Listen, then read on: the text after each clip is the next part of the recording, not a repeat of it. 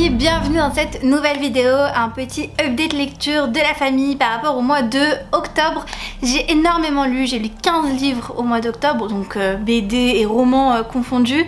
Je crois que j'ai jamais autant lu que ça sur un mois cette année, c'est énorme, donc j'ai beaucoup de choses à vous présenter. Mais avant ça, deux choses. Premièrement, je m'excuse si vous entendez des bruits, notamment de travaux ou de camions qui reculent. En fait, il s'avère que dans ma rue actuellement il y a énormément de travaux parce qu'ils sont en train d'enfuir les câbles électriques, donc du coup ils font beaucoup de bruit. J'espère que ma voix va réussir à cacher ce boucan qu'ils font, mais si jamais vous les entendez en fond, eh bien je m'en excuse. Et encore une fois, pour ce qui est de petits problèmes techniques, il fait très sombre aujourd'hui, il pleut, il fait gris, c'est terrible. J'ai attendu l'après-midi en me disant que peut-être j'aurais le droit à une éclaircie pour avoir une belle lumière, c'est pas le cas, donc je m'excuse si j'ai l'air un petit peu orange jaune, mais du coup je fais avec les éclairages que j'ai autour, donc voilà. Et deuxième chose que je voulais vous dire, cette vidéo est sponsorisée par Ava Aimée. Pour ceux qui ne le savent pas ou qui n'ont pas vu les dernières vidéos, j'ai un partenariat avec les bougies ou tout ce qui est parfumerie d'intérieur avec Ava Aimée du coup, ce qui implique qu'une fois par mois je les présente en vidéo puisqu'ils m'envoient leurs dernières nouveautés, les nouveaux produits, un nouveau code promo avec des offres exclusives vraiment propres à moi et à mon petit code promo que je vous donne. Donc c'est parti pour les nouveautés. Il s'avère que pour Noël ils font une collection absolument magnifique de cette catégorie là pour des grosses bougies 3 mèches avec des odeurs du coup d'hiver ou assez gourmandes pour Noël. Donc là vous voyez cette bougie là, bon elle est plus dedans puisque elle est juste là, je l'ai déballée, c'est une 3 mèches, donc il y en a à peu près pour 70 heures et au niveau de l'odeur de celle-ci c'est cannelle et ça sent trop bon, j'adore l'odeur de la cannelle, c'est hyper gourmand, je suis une grosse fan des cinnamon rolls. Je vais réussir à le dire, oui. Donc c'est vrai que cette odeur pour moi a un petit synonyme de gourmandise sucrée. Voilà, j'avoue tout, c'est mon petit péché mignon en décembre. Au niveau du nom, elle s'appelle Nuremberg Germany, ce qui est assez bien trouvé je trouve. Et ensuite j'ai reçu un petit set, donc comme d'habitude avec un diffuseur et avec une bougie qui va avec. Au niveau de la bougie, donc elle ressemble à ça. La collection s'appelle Rio de Janeiro Brésil. Donc c'est vraiment fait pour voyager et c'est vrai qu'au niveau de l'odeur, ça sent super bon. On est pile dedans puisque les arômes sont cardamome, alors ça je sais pas ce que c'est, lilas et mandarine, et je trouve qu'on sent très bien le lilas avec cette petite pointe derrière de mandarine qui est très discrète mais qui fait un petit côté tropical, donc je trouve que l'odeur est plutôt bien. C'est pas une bougie que je ferai brûler tout de suite étant donné que je suis plus dans le mood hivernal, mais très certainement quand les beaux jours reviendront je la ferai brûler. Et du coup j'ai reçu le diffuseur qui va avec, pareil, que je garderai plus je pense pour le printemps été, donc est comme ça.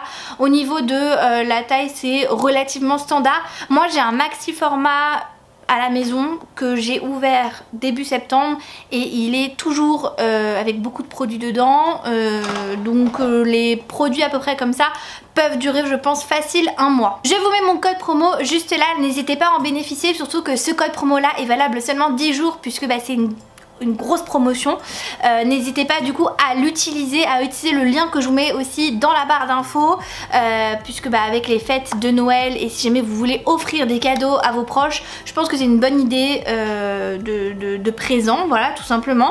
Donc voilà. Maintenant que c'est fait, je vais pouvoir passer directement du coup à mon petit update lecture et je vais commencer comme d'habitude par les graphiques. J'en ai lu 5 ce mois-ci, ce qui est énorme. J'ai jamais lu autant de graphiques, mais j'ai pas mal de trucs hyper sympas à vous proposer. Comme d'habitude, si vous aimez ce genre de vidéo, n'hésitez pas à liker, ça permet de soutenir la chaîne, ainsi que de vous abonner si ce n'est pas déjà fait. D'ailleurs, merci à ceux qui sont déjà abonnés, c'est vraiment incroyable. Et surtout pensez bien à me mettre un petit commentaire, je sais que beaucoup d'entre vous sont trop timides pour le faire. Un emoji me va, mettez donc un emoji pile de livres, voilà, parce qu'il y a beaucoup de livres qui seront présentés dans cette update lecture, donc c'est parti. J'ai lu une nouveauté depuis que ils m'ont envoyé du coup suite à notre nouveau partenariat, à savoir Le Chant du Temps Inversé de Galad. C'est un livre qui me faisait envie parce que à mon sens j'avais l'impression que c'était une petite romance un petit peu mignonne, un petit peu geek avec ses références, puisque rien que le titre en fait du roman est un clin d'œil à Zelda Ocarina of Time. Donc moi qui suis une grande fan de cette franchise, je me suis dit putain c'est carrément fait pour moi. Surtout derrière, vous voyez, je sais pas si vous allez bien voir, mais voilà, on a des petites partitions de l'Ocarina. Donc je me suis dit ouais, clairement ce livre est fait pour moi. Je savais que c'était en noir et blanc au niveau des graphismes, mais ça me dérangeait pas tellement. J'étais trop en train de me dire ouais, ça va être une romance trop mignonne avec un mec timide et une fille qui se cherche un petit peu mais qui sait pas trop si elle a des sentiments pour lui, etc., etc. Bon, c'était pas du tout ça, ça m'a pas du tout plu. Ça a été un gros flop pour moi cette BD. C'était très bizarre. En fait, d'un côté on va avoir Pandora qui est une fille qui est pas renfermée, au contraire elle extériorise vachement ses sentiments, mais elle est un peu bizarre sur plein d'aspects, notamment avec ses relations. En fait elle a un petit copain, pour autant ça l'empêche pas de chauffer Paul qui est un adolescent qui est un petit peu plus jeune qu'elle, je crois qu'ils ont 2 ans d'écart, et elle l'embarque chez lui et elle le chauffe à mort, mais elle lui dit qu'elle veut pas plus, mais lui il sait pas trop. Enfin c'est un peu bizarre, ça m'a mis mal à l'aise sur plein de points. J'ai pas trouvé ça très sain en fait comme histoire. Je sais pas, moi c'est... J'ai pas du tout accroché avec l'histoire, j'ai pas trop accroché avec les dessins non plus. Il y a eu pas mal par contre de gros clins d'œil effectivement geek, un petit peu pop aussi, jeux vidéo, films, etc. Mais c'est pas vraiment ça qui va faire que c'est une bonne lecture pour moi. Même si j'ai apprécié cette culture effectivement dans le livre, c'est pas ça qui va faire que je vais me dire oh bon ça rattrape un peu. Non, pas du tout. J'ai encore des planches dans la tête qui m'ont un peu traumatisée. Pourtant j'ai 29 ans, mais je suis un petit peu... Je suis un petit peu un Teletubbies moi. Donc du coup quand j'ai vu certaines scènes, j'étais en mode... D'accord, ok, c'est très spicy et je trouve que c'est spicy malaisant en fait. Bref, après ça regarde que moi, mais j'ai malheureusement pas du tout aimé cette BD, donc je suis très déçue parce que j'avais beaucoup d'attentes. Sur les conseils d'Aurélie, donc livromancienne, je vous mettrai sa chaîne dans la barre d'infos. J'ai acheté et lu Grimoire Noir, donc de Yana Bogatch et Vera Gritti. Franchement, ça a été une excellente lecture, j'ai passé un très très bon moment. Les planches sont absolument magnifiques.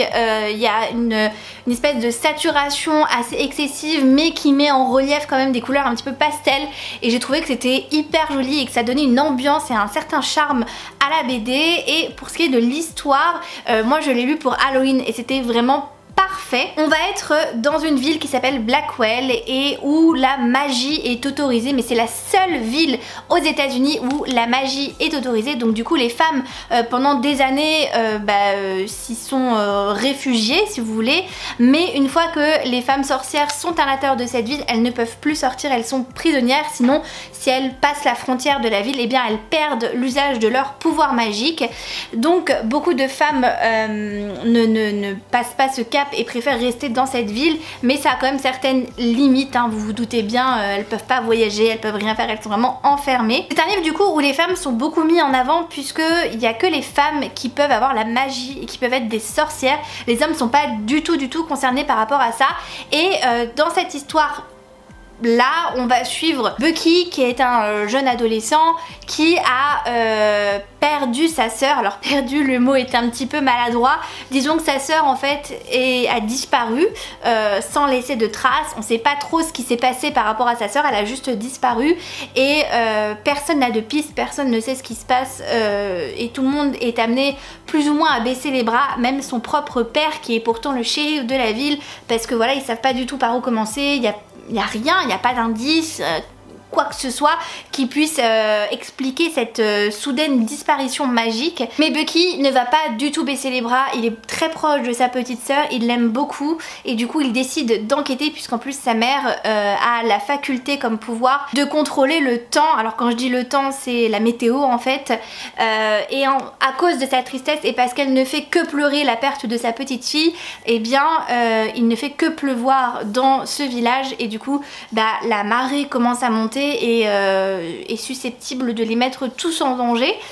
Donc Bucky eh bien, va s'armer de son petit bateau et de ses bottes en caoutchouc et de son manteau de détective pour essayer de retrouver sa sœur et essayer de comprendre ce qui s'est passé. Et on va voir qu'il y a quand même un petit complot par rapport à cette sorcellerie et c'était hyper intéressant, hyper touchant. Moi je l'ai trouvé magnifique la BD sous plein d'aspects, j'ai pas du tout été déçue et je vous la recommande grandement. J'ai aussi lu le premier tome de Amelia Wood de Carole Breteau et Morgane Lafille, donc c'est le premier tome qui s'appelle Le Manoir de Lady M et j'ai passé un excellent moment de lecture. J'avais pas trop de doutes, c'est un livre qui était dans ma wishlist et qui m'a été offert à mon anniversaire et ça tombait très bien puisque ça parlait de magie, de sorcellerie et je me suis dit bah pour Halloween encore une fois ça sera parfait. Notre histoire se passe en Angleterre à l'aube du XXe siècle. On va suivre Amelia qui est une jeune femme qui vient de perdre sa maman et depuis la mort de sa mère, elle est assaillie en fait par des visions. Dès qu'elle touche quelqu'un, elle arrive à voir en fait des choses sur leur avenir, des choses parfois sur leur passé et elle comprend pas trop ce qui lui arrive. Du coup elle décide d'aller s'isoler pour aller regarder les oiseaux parce qu'elle a une petite passion pour les oiseaux. Et du coup elle décide de partir loin de Londres et d'aller s'isoler dans un manoir et dans ce manoir en fait il va s'avérer que sa mère y a déjà été, qu'il y a des traces d'elle et donc du coup elle va mener l'enquête déjà pour comprendre en fait le don qu'elle a et surtout bah, ce que vient faire sa mère dans tout ça parce que c'est une histoire familiale, ah bon mais comment, mais pourquoi, bref il y a pas mal de questions qui se bousculent dans son esprit. C'est une très belle BD qui est un peu courte à mon goût je trouve, on a à peine le temps de apprécier l'histoire qu'elle se termine déjà. Je n'ai pas vu de date pour le deuxième tome mais je suivrai ça de très près. Et enfin en dernière BD j'ai lu Celui que tu aimes dans les ténèbres de Scotty Young et George Corona qui a été une excellente lecture, ça a frôlé le coup de cœur, j'ai adoré cette BD, je l'ai trouvée magnifiquement bien faite, très bien construite avec un graphisme qui est pas forcément celui auquel je suis habituée mais que j'ai trouvé parfait en fait pour cette BD. Dans cette histoire on va suivre Ro qui est une artiste qui vient de percer en fait, elle vient de faire sa première grande exposition et ses peintures plaisent tellement que du coup bah, il y a beaucoup de demandes pour ses peintures mais pour ça elle a besoin d'inspiration donc elle décide de s'acheter une maison à la campagne très loin de la ville afin de prendre du temps pour elle, de trouver l'inspiration et de peindre de nouvelles pièces. Mais quand elle arrive en fait dans la maison, elle se rend vite compte qu'elle n'est pas seule et qu'il y a une entité dans ce manoir et que cette maison a une histoire propre. Et en fait Ro, très loin d'être effrayée, va vite comprendre que c'est une entité qui est intelligente, qui peut échanger avec elle et qui peut lui apporter quelque chose. Du coup elle va se lier d'une manière spéciale à cette entité et de là va naître en fait une relation entre elles. Et si j'ai autant aimé cette BD, c'est parce que bon moi ça m'a un petit peu parlé, mais les auteurs ont juxtaposé en fait l'idée d'une relation amoureuse avec un pervers narcissique où une relation est toxique au plus haut point avec cette relation qu'elle a avec cette entité et j'ai trouvé ça hyper bien faite en fait, vraiment hyper bien construite avec une psychologie derrière que j'ai trouvé vraiment remarquable et c'est pour ça que je l'ai autant aimé et où j'ai passé un excellent moment. Alors je pense que c'est pas fait forcément pour tout le monde ne va pas la lire en disant waouh c'était génial. Moi j'ai aimé parce que j'ai une relation particulière avec ce genre de choses, que ça m'a parlé et que c'est une thématique que je connais, donc du coup c'est pour ça que j'ai trouvé ça très bien fait. Mais pour les personnes qui seront pas forcément connaisseurs sur ce genre de choses, peut-être que ce roman graphique va vous choquer ou vous apporter une once de malaisance et je pense que c'est aussi le but de la BD parce qu'elle dénonce en fait les relations malsaines et toxiques et jusqu'à où ça peut engendrer et jusqu'aux limites où ça peut aller en fait pour les personnes qui en sont victimes et j'ai trouvé ça vraiment génial. Moi je la recommande à tout le monde mais après c'est à vous de voir si le sujet vous intéresse ou pas. C'est déjà terminé pour les BD, finalement j'en ai lu 4 et pas 5. 1, 2, 3, 4. Oui, bah j'en ai lu 4. On va maintenant passer aux livres que j'ai lus, donc j'en ai 11 à vous présenter. Je vais vous les présenter cette fois-ci par ordre chronologique de où je les ai lus, plus ou moins. Et je vais commencer du coup par les 2 tomes des Gardiens des Cités Perdues, puisque j'ai lu le tome 2 et j'ai lu le tome 3 qui est juste là. Alors, je vais pas trop rentrer dans les détails, je vous invite à aller voir mon dernier update lecture où je vous parle du tome 1 plus en longueur. Vous allez voir cette saga passer dans tous mes prochains updates lecture puisque je suis en pleine lecture de cette saga. Je suis actuellement d'ailleurs au tome 5. Tout ce que je peux vous dire sur cette saga, c'est que l'histoire est prenante de plus en plus à force d'avancer dans les tomes. Au début c'est vrai que j'étais un petit peu perdue. Dans le tome 1 il y avait beaucoup d'informations et j'étais pas forcément accrochée aux personnages, et là en fait à force de passer du temps avec eux dans leurs aventures, c'est vrai qu'on commence à s'y attacher. Le tome 2 a été une plutôt bonne lecture, bien que certains personnages m'aient déçu et où j'ai du mal maintenant avec un personnage qui est Fitz. J'ai beaucoup de mal avec lui parce que dans le tome 2 je l'ai trouvé absolument exécrable et très décevant, donc du coup j'ai du mal, et c'est un personnage principal donc c'est compliqué. Mais le tome 3 était meilleur que le tome 2, donc c'est ce que je vous dis en fait. Je trouve que plus on avance dans la saga et en fait plus les tomes sont meilleurs. Là dans ce tome 3 j'ai beaucoup aimé parce que on va commencer en fait à rentrer dans ce que j'appellerais une intrigue beaucoup plus sombre, avec des méchants qui enfin montrent leur visage. On en apprend beaucoup plus, c'est fait de révélation en révélation. Ça reste relativement long et lent pour les révélations, c'est-à-dire qu'on n'apprend pas tout de suite. Après vu que ça fait 10 tomes, bon je m'en doutais un peu, mais c'est vrai que parfois du coup dans le roman il y a certaines longueurs qui font que bon... Voilà, c'est pas forcément nécessaire. Je m'arrêterai là du coup pour les 2 tomes que j'ai lus et je vous en reparle très vite dans le prochain update lecture. J'ai aussi lu le tome 3.5 de Covenant de Jennifer L. Armentrout que je vous mets juste ici. Alors c'est une petite nouvelle, vous n'êtes pas obligé de la lire. Elle se lit entre le tome 3 et le tome 4 et en fait on reprend l'histoire à partir de la fin du tome 3, mais cette fois-ci du point de vue d'Aiden, et c'était assez intéressant, je dois l'admettre. J'ai bien aimé suivre son point de vue puisque il est hyper invisible en fait durant les 3 premiers tomes. Pas du fait qu'il ne soit pas présent, mais parce qu'il est très impassible comme personnage. C'est le personnage masculin prédominant, hein, j'ai envie de dire, et je trouve qu'on a du mal en fait à lire à travers lui. On sait pas trop ce qui lui passe à travers l'esprit, et c'est vrai que je trouve ça assez dommage, surtout au bout de 3 tomes. Donc j'étais quand même contente de le suivre dans cette mini nouvelle que j'ai trouvée intéressante, et je pense que même si vous n'êtes pas obligé de lire cette nouvelle, alors on peut la trouver que de manière numérique, si vous lisez la saga Covenant, je vous invite grandement à la lire parce que sinon vous n'allez pas du tout comprendre le début du tome 4 que j'ai lu juste après, toujours en lecture commune d'ailleurs avec Ama, et je suis vraiment contente du coup d'avoir lu cette nouvelle parce que au début du roman vous comprenez pas sinon, et je me demande comment ont fait les personnes qui sont passées du tome 3 au tome 4, parce que tous les éléments en fait du tome 3.5 c'est comme si ils étaient expliqués à la fin du tome 3 alors que pas du tout. Donc heureusement qu'on l'a lu parce que sinon on aurait été un petit peu perdu, et malheureusement d'ailleurs ce tome 4 est une grosse déception. Autant j'ai adoré les 3 premiers tomes de la saga Covenant, autant celui-là je lui ai mis 2 sur 5 en étoiles parce que j'ai trouvé qu'il était beaucoup trop long, beaucoup trop lent. Je me suis assez ennuyée. Il y a une partie où on a l'occasion d'aller dans un endroit que j'attends avec impatience depuis le début, et malheureusement j'ai trouvé que c'était très mal exploité et qu'on y passait genre que 3 chapitres, et c'était vraiment dommage. Sinon le reste du livre on n'est que sur les routes et j'ai trouvé ça long, mais super long.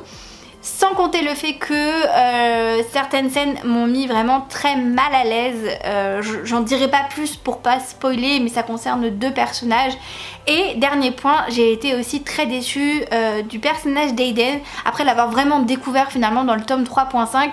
Là dans le tome 4 c'est plus du tout la même personne, et je trouve qu'en fait c'est beaucoup trop différent de ce qu'on avait avant. Autant dans les 3 premiers tomes Aiden en fait était, comme je vous le disais, assez impénétrable au niveau de ses sentiments, il avait un certain recul, et dans le tome 4 il s'ouvre complètement, ce qui est très bien, je dis pas le contraire, mais du coup il en devient beaucoup trop intrusif par rapport à Alex et beaucoup trop sur son dos en fait, et je sais pas, ça m'a un peu gavé, donc j'espère que le tome 5 sera mieux. On est censé le commencer cette semaine avec Ama, donc on va boucler enfin cette saga. J'ai lu le 2e tome de Inheritance Game de Jennifer Lynn Barnes que j'ai beaucoup aimé.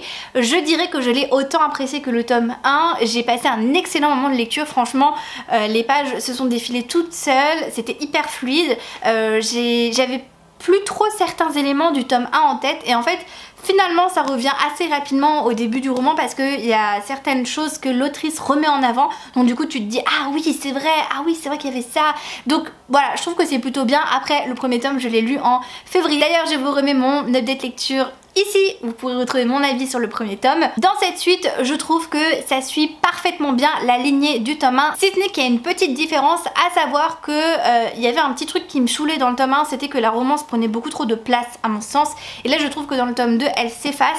J'avais peur d'un espèce de triangle amoureux qu'on voyait apparaître dans le premier tome, et dans le tome 2, ça se dissout complètement, et du coup bah c'est un peu plus net, j'ai envie de dire.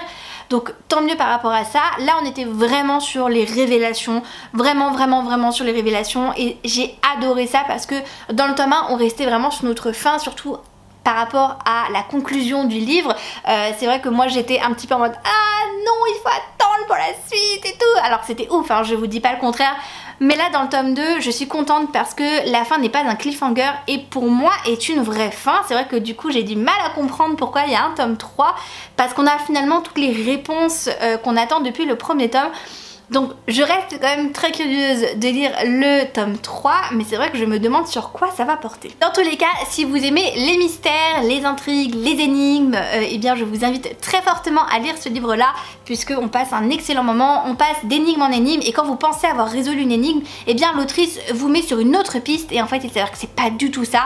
Bref, c'était vraiment super chouette. J'ai aussi lu L'année de grâce de Kim Liggett, et ça a été une lecture en demi-teinte, je dois l'admettre.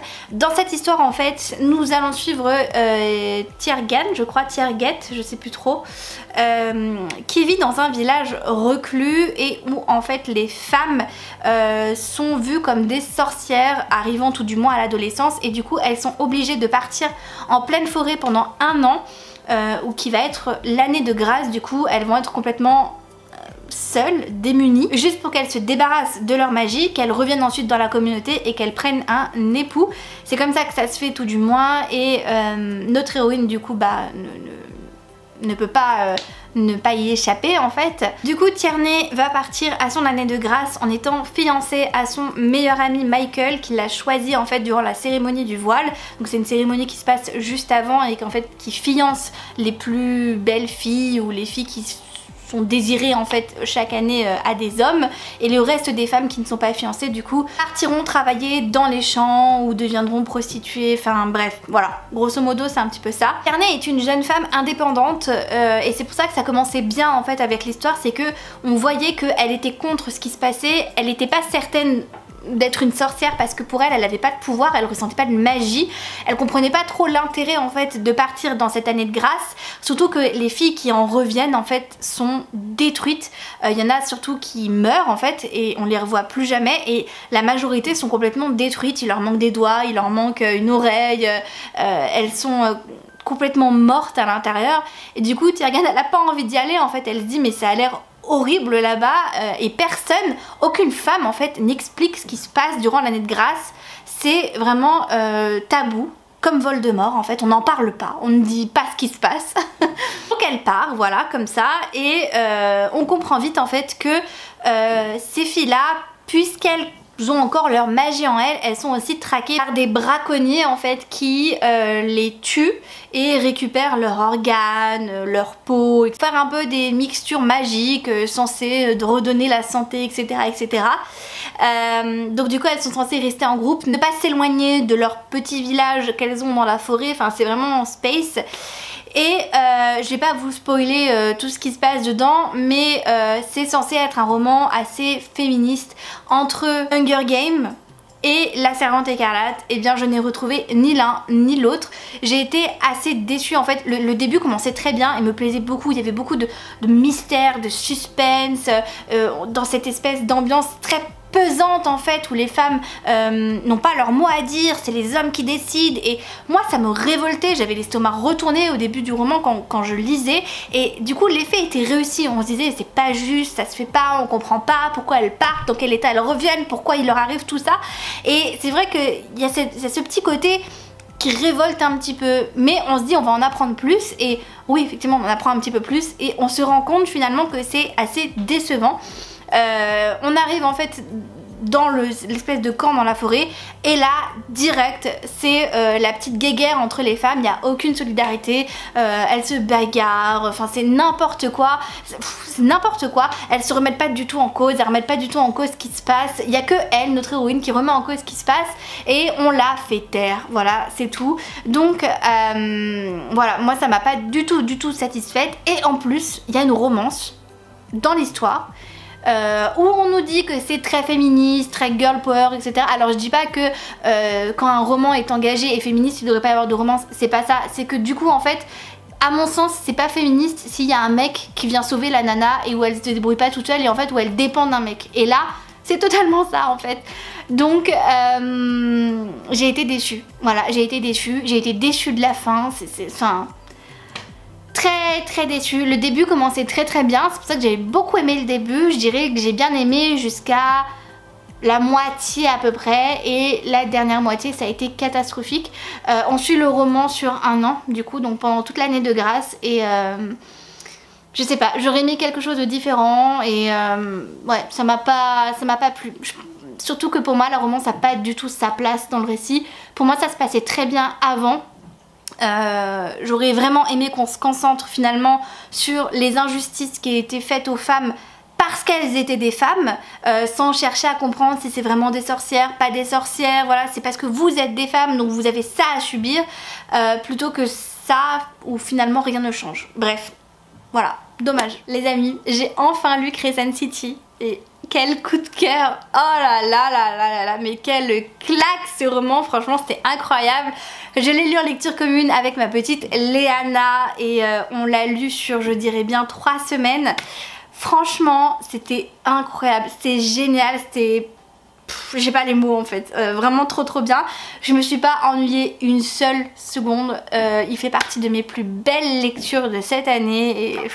c'est trop bien. Dans cette histoire nous allons suivre Brice qui est une hybride, elle est mi-faée mi-humaine et elle vit dans la cité de Crescent City qui s'appelle plus communément Lunation.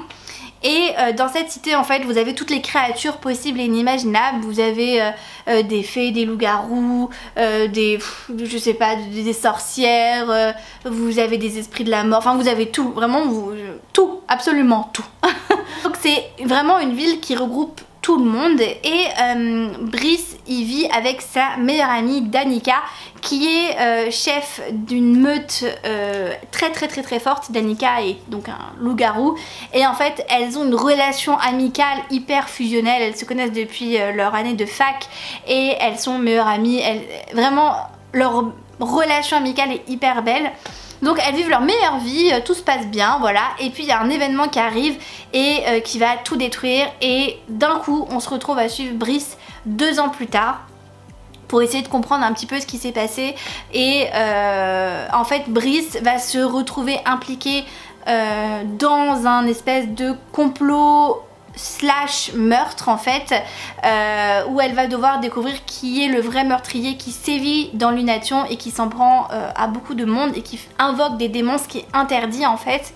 Et pour ça elle va devoir faire équipe avec Hunt qui est un ange qui a fait une révolution en fait il y a quelques siècles, et vu que sa révolution contre les dieux, donc les Astéries, ne s'est pas très bien passée, il a été réduit au rang d'esclave. Il n'a pas été condamné à mort parce qu'il a des grands pouvoirs, notamment il peut contrôler en fait l'électricité, mais il est désormais esclave, donc il doit obéir en fait à un gouverneur, et actuellement il est l'esclave du gouverneur de la cité de Lunation qui du coup lui demande de faire équipe avec Brice parce que Brice est la clé en fait pour résoudre cette enquête. Ils savent pas trop comment mais ils sont sûrs que c'est elle qui est la clé. Donc Hunt et Brice vont devoir faire équipe pour le meilleur et pour le pire, et je m'arrêterai là pour le résumé parce que je veux pas en dire trop. Je pense que le mieux c'est vraiment que vous découvriez ce roman. Il fait quasiment 1000 pages, je sais que ça fait peur, je sais que c'est énorme de lire autant, mais je vous dis non, on lisait 4 chapitres par jour et on l'a fini au bout de 3 semaines, et en plus en lisant 4 chapitres par jour on a pu quand même prendre le temps finalement de comprendre l'univers, la mythologie, la religion, toutes les créatures qu'il y avait, parce qu'en fait au début je vais pas vous mentir, je comprenais que dalle, mais vraiment que dalle. Les 100 premières pages ont été très compliquées pour moi, j'étais complètement paumée, mais bon j'ai continué en me disant vas-y c'est du Sarajima, faut pas que t'abandonnes quand même, et je regrette tellement pas parce que c'était incroyable. Vraiment vraiment incroyable, c'est de la fantaisie adulte, donc voilà, c'est pas à mettre dans les mains de tout le monde, hein. Si vous vous sentez pas forcément à l'aise, n'y allez pas. Après voilà, moi j'ai trouvé que ça restait quand même accessible. J'ai mal au poignet parce qu'il est hyper lourd. En tout cas ça a été vraiment une claque niveau sentiment aussi, j'ai pleuré à la fin. Voilà, de toute façon j'ai l'impression que quand je lis des romans de Sarah J Maas, je pleure. En fait je trouve qu'au niveau psychologique, au niveau des sentiments, au niveau des mal-être, au niveau des traumatismes, Sarah J Maas a une plume qui fait ressortir des choses qui moi personnellement ne me laissent pas indifférente et qui ont tendance à beaucoup m'émouvoir, et là ça a pas loupé. Voilà, j'ai pleuré à la fin mais comme jamais, et j'ai été vraiment beaucoup marquée par l'univers, par les personnages. Brice quoi, franchement Brice elle est incroyable, c'est un personnage que j'ai pris beaucoup de plaisir à lire, ce qui n'était pas évident au début parce que dans les 100 premières pages on la suit notamment beaucoup avec Danica, et c'est à coup de meuf, c'est à coup de viens on va en soirée, oh mais quelle connasse et machin et ceci, c'est très familier comme langage, et c'est aller à coup de hop là on se drogue, à coup de hop là on boit, enfin voilà. Et c'est pas trop mon état d'esprit on va dire, donc je me suis dit ouais bon ça va peut-être pas le faire avec cette héroïne, et finalement on se rend compte que quand on gratte un petit peu, ouais il y a quelque chose à en tirer, et bref c'était génial. Tous les personnages même secondaires, même les personnages secondaires sont incroyables, je me suis attachée à tous les personnages et c'est trop bien. Et là le tome 2 sort en décembre et je peux même pas vous expliquer à quel point j'ai hâte en fait de lire la suite, de retrouver les personnages, et j'ai envie de le relire pour vous dire, afin de reprendre le tome 2, et alors que je viens de le lire, j'ai encore tous les éléments en tête, mais je pense qu'à mon avis quand le tome 3 sortira, je me relirai le tome 1, je me relirai le tome 2, et j'ai tellement hâte. Bref, vraiment lisez Crescent City parce que vous serez pas déçus. J'ai lu aussi The Last One to Die de chez Slalom, écrit par Cynthia Murphy, et petite déception encore une fois, donc j'ai pas eu des très bonnes lectures tout le mois, hein. Ça a été encore une fois en dents de scie, autant j'ai eu quelques coups de cœur, autant j'ai eu des lectures où c'était un peu bof. Là c'était bof, ouais j'étais un peu bof aussi, un peu sous le même calibre en fait que l'année de grâce, où on va suivre Niam qui a 17 ans et qui part un été à Londres afin de faire je crois un stage pour devenir actrice si je dis pas de bêtises, ou un truc comme ça, ouais. Et c'était son rêve depuis toujours parce qu'elle vient d'Écosse, ou voilà. Et c'est son rêve, et voilà, son rêve se réalise et c'est trop bien, etc. Donc le début commence bien. Elle arrive dès le premier jour en fait pour s'enregistrer dans le campus en fait où elle va résider pendant tout l'été, et voilà elle se fait une copine tout de suite, ça se passe très très bien pour elle, sauf que la copine en fait qu'elle se fait, eh bien elle meurt juste après, donc voilà Niam se retrouve en plein milieu de ça parce que c'est elle qui découvre le corps, vu qu'elle devait aller la chercher pour faire les cours ensemble vu qu'elles font le même cursus et tout pour l'été, et puis elle découvre le corps, donc elle est pas très bien on va dire, voilà, un peu traumatisée, mais elle décide de rester et de se dire bon allez c'est pas grave, ok j'ai trouvé un cadavre, mais on est à Londres ou on n'est pas à Londres, on va quand même y rester, je veux dire j'ai quand même un cursus à faire, nanani, bon moi personnellement je serais partie, hein, mais elle décide de rester, soit.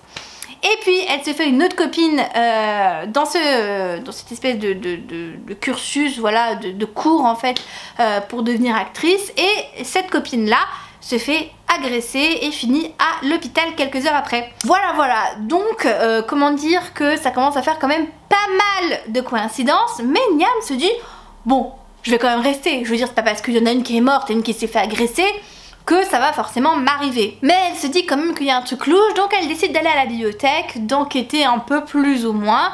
Elle se fait une copine à la bibliothèque qui est la fille de la bibliothécaire, et voilà, l'histoire pourrait s'arrêter là, sauf que ça s'arrête pas là, parce qu'en fait elle se sent suivie, elle se sent traquée, et elle comprend pas trop ce qui se passe, mais elle sent qu'il y a quelque chose en rapport avec elle. Donc du coup, elle va plus ou moins mener l'enquête, vraiment voilà, pour essayer de comprendre ce qu'il se passe, et je vais m'arrêter là pour le résumé, pour pas trop en dévoiler quand même, pour vous laisser le découvrir si jamais il vous fait envie. Moi j'ai été déçue parce que en fait j'ai trouvé que c'était trop facile et que c'était un peu n'importe quoi. Voilà, je dis les termes, attention, dans le sens où voilà, la fille quand même, autour d'elle il y a des meurtres. Il y a toutes ses copines à qui elle adresse la parole, elles se font agresser, il leur arrive que des broutilles. Et elle reste. Voilà, elle se fait suivre dans la rue, elle se fait agresser, mais c'est pas grave, elle reste. Voilà, donc je sais pas, moi j'ai trouvé ça un peu bizarre. Je me suis dit ok, elle a aucune once d'autosurvie en fait, c'est-à-dire qu'elle se met en danger elle-même. Je dis non, c'est normal, je veux être comédienne donc je reste à Londres. Donc par rapport à ça, je trouve que c'est pas très plausible. Elle voit aussi une fille qui se fait agresser juste devant elle dans le métro et... Enfin, vous voyez, il y a plein de choses qui se passent devant elle, qui la traumatisent, qui en font qu'elle fait des insomnies et tout, mais elle reste sur place. Enfin, vous voyez, c'est un peu bizarre, je trouve. Et puis, le fin mot de l'histoire est assez facile à deviner, bien que j'avais pas tout deviné au niveau de... Enfin, j'avais compris qui était derrière tous ces actes, mais je savais pas pourquoi. Et en fait, quand j'ai su pourquoi, je me suis dit, ah ok. Genre, ah, c'est un peu décevant en fait, comme, enfin bref, c'était... Après ça se lit hyper vite, hein, c'est écrit très gros, il est très court, donc voilà. Je crois que je l'ai lu en 2 ou 3 jours, mais c'était décevant. Et je m'attendais à un truc, je sais pas, un peu plus relevé, un peu plus épicé, un peu... Et c'était pas trop ça. Surtout que la couverture, excusez-moi, elle fait un peu peur quoi. On se dit oh là là, on va faire sur nous, on va faire pipi et tout, et pas du tout quoi. Donc bon. Après c'est mon point de vue, si vous ça vous tente, n'hésitez pas à le lire bien évidemment et on en reparlera ensemble. J'ai lu Vanja et le loup de Margaret Owen et là par contre ça a été une excellente lecture. J'ai adoré ce livre, mais vraiment adoré, c'était trop génial. En fait au niveau du résumé, on nous dit pas grand chose si ce n'est que voilà, il était une fois une princesse qui devait se marier avec un aristocrate dans un royaume voisin et qui du coup part en fait dans ce royaume avec sa servante. Mais durant ce voyage, eh bien elles vont intervertir leur place, on ne sait pas comment, on ne sait pas pourquoi, mais 1 an plus tard, l'une va se retrouver enfermée en prison puisqu'elle a pris la place de la princesse et la princesse reprend son titre et tout ce qui allait avec. On ne sait pas donc ce qui s'est passé, pourquoi, est-ce un arrangement entre elles, est-ce que c'est parce que la princesse elle avait peur, elle a interverti avec sa suivante, est-ce que c'est la suivante qui, morte de jalousie en fait, a voulu prendre sa place. On sait pas trop et c'est vraiment ce que nous donne vraiment le résumé. Mais c'est tellement plus que ça. C'est incroyable cette histoire en fait. Vanja est une orpheline qui a été élevée par des déesses mineures, à savoir la déesse de la mort et la déesse de la fortune. D'ailleurs on les retrouve juste ici. Quand elle va grandir, elle va effectivement devenir servante pour la princesse et du coup toutes les deux vont devenir amies. Ça va s'arrêter là de mon côté pour ce que je veux en dire. Vanja est une héroïne que j'ai trouvée hyper intéressante, vraiment badass. C'est une femme qui sait ce qu'elle veut, qui ne veut pas mourir, qui fait tout en fait pour se donner les moyens de survivre et qui veut rester indépendante. Et c'est cette indépendance qui va la pousser à faire bien des choses. Mais jusqu'à quasiment la fin, on va quand même se demander ce qui s'est passé en fait avec cette fameuse princesse et... C'était tellement bien. Il y a tout un complot aussi derrière puisque en fait Vanja va être maudite dès le début du roman, donc je ne vous spoile pas. Elle va être maudite par une déesse aussi qui la maudit parce qu'elle a volé quelque chose sur son domaine à des gens qui la priaient elle et qui la vénéraient et donc du coup pour la punir. Elle va se transformer en ce qu'elle convoite le plus, à savoir l'or, les pierres précieuses, etc. Donc il y a pas mal de petites intrigues à suivre et vraiment j'ai pas trop envie d'en dire, mais j'ai envie d'en dire aussi, mais... Ce roman est incroyable, vraiment, c'est ce que je peux vous dire. Le seul point noir que j'ai trouvé, c'est que en fait on avait des expressions qui étaient d'origine slave ou d'origine allemande, je ne sais pas trop, qui n'ont aucune traduction en fait dans le roman parce que c'est écrit comme tel et je pense qu'il n'y a pas de traduction propre et on s'en fait sa propre définition d'ailleurs. Mais j'ai trouvé juste que c'était un peu frustrant parce que il y a plein de mots qui sont répétés et souvent c'est des titres, hein, je vous arrête tout de suite, ça va pas être des choses, voilà, c'est des titres, c'est des expressions, etc. Mais j'ai trouvé ça un petit peu dommage et ça me sortait parfois du récit. Pour le reste, c'est incroyable, franchement, mais le livre est génialissime. C'est fait avec de la magie, des complots, il y a tellement de trucs qui se passent, c'est incroyable, je vous le recommande à 100%. Je pensais pas passer un aussi bon moment et en fait j'ai adoré ma lecture, j'ai hâte que le tome 2 sorte. Alors pour moi, c'est un one shot, c'est-à-dire qu'il y a une vraie fin dans ce livre là, il n'y a pas de cliffhanger et tout, il y a une vraie fin, ça peut se terminer comme ça, mais l'autrice a prévu un tome 2, donc j'ai très hâte de retrouver Vanja, surtout qu'il y a une romance dans ce livre. Mais maman, moi ça m'a mis des papillons dans le ventre, la romance est incroyable, la romance est trop mignonne là. Il se court après, au début c'est un ennemi sous le verre et puis après il y a une slow burn, c'est trop bien, franchement. Lisez ce roman, il est trop bien. J'ai aussi lu Dans la maison de Philippe Leroy, ça a été d'ailleurs ma lecture d'Halloween et j'ai trop flippé, mais vraiment comme jamais. Donc je vous le recommande si vous cherchez des romans d'horreur parce que moi j'en cherchais un, j'en ai trouvé un et j'en suis très satisfaite. Je vais juste vous lire la 4e de couverture, je vais rien vous dire de plus parce que je pense qu'il faut rien dire dans ce roman. Donc c'est une forêt, une maison isolée, 4 filles, 4 garçons, une soirée frisson pour rigoler. Donc vous l'aurez compris avec le résumé, on va suivre 8 adolescents qui vont avoir pour objectif de se faire une petite soirée d'horreur pour se faire peur.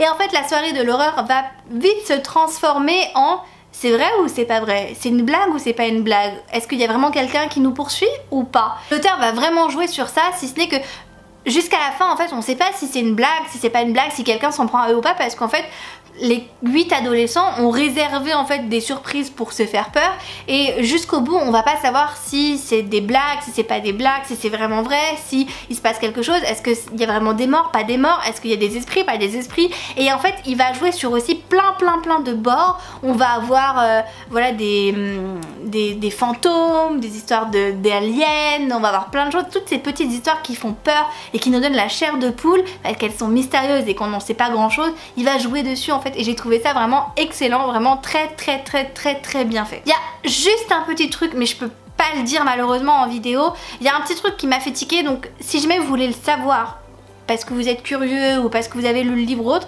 n'hésitez pas à m'envoyer un MP, je vous le dirai, mais j'ai pas envie de le dire en vidéo pour pas spoiler plus de gens. Ça révèle pas grand chose en soi, ça va juste gâcher un tout petit truc dans le livre. Voilà. Et pour terminer avec ce long update lecture, j'ai lu La Nuit des Reines de Alex Bell et c'était mon dernier Alex Bell que j'avais dans ma pile à lire. Je n'ai plus d'Alex Bell à lire donc je ne sais pas ce que je lirai l'année prochaine pour Halloween, mais je suis très heureuse de l'avoir lu, bien que ce ne soit pas mon préféré d'Alex Bell. Si vous ne connaissez pas un peu cette autrice, elle aime beaucoup en fait faire des romans horrifiques. Elle a fait notamment Water Witch que je vous mets juste ici, ainsi que Emmuré. Ces deux romans là, je les avais lus les années précédentes et je les avais beaucoup aimés. C'est vraiment des romans horrifiques qui foutent la pétoche comme jamais et que j'ai adoré découvrir. Cette histoire est un petit peu différente parce que bien qu'on soit dans une ambiance style horrifique, c'est pas exactement ça. C'est plus un thriller young adulte avec de la magie plutôt qu'un roman horrifique. Jude, elle vit dans les bas-fonds de Bâton Noir, qui est une ville style un petit peu de la Nouvelle-Orléans,